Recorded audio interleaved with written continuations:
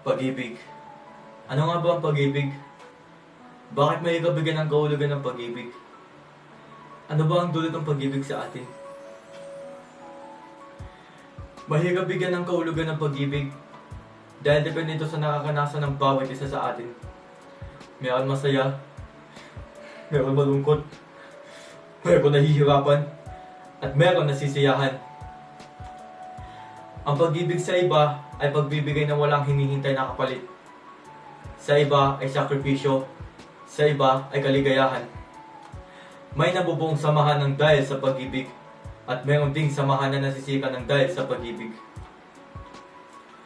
Ang pag-ibig na dulot ng magulang sa anak ay walang hanggang pagmamahal, pagbibigay, sakripisyo, at pag-unawa habang sila'y nabubuhay.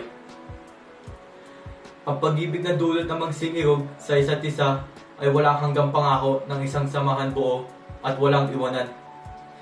Isang pag-ibig na walang katapusan, kaligayahan ng dalawa na naging isa.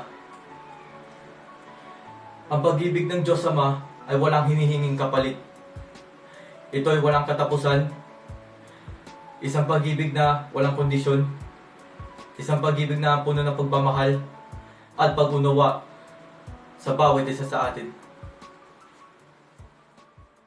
Pag-ibig.